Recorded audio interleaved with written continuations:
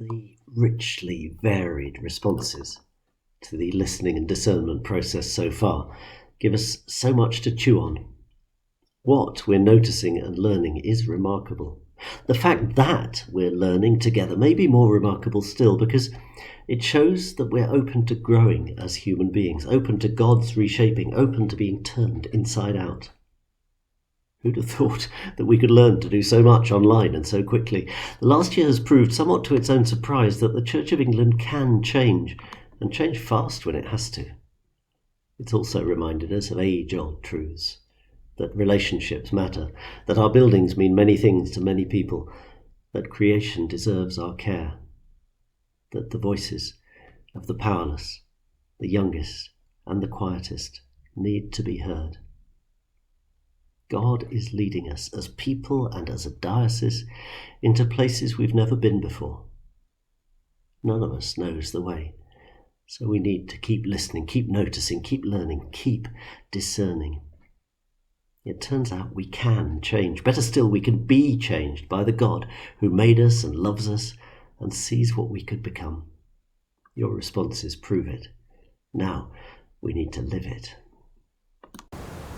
Hi everyone, a huge thank you to you all for all that we've been listening to and discerning together as we seek to hear what the Spirit is saying to the Church.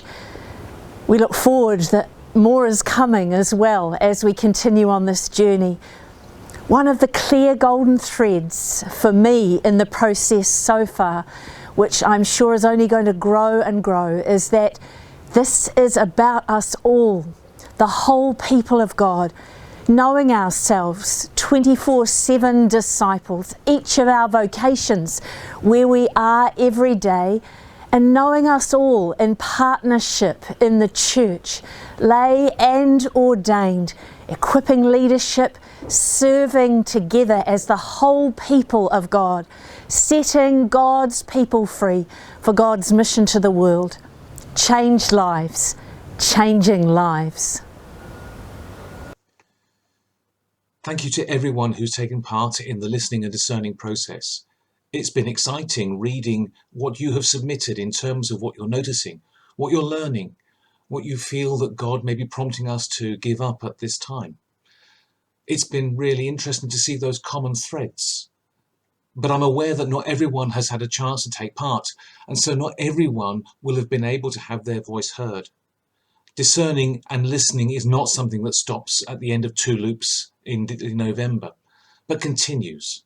So if there are things that you are noticing, things that you're learning, things that you feel that God is prompting to be given up at this time, let us know so that we can get as broad a picture at this time of where God may be leading us as a whole church.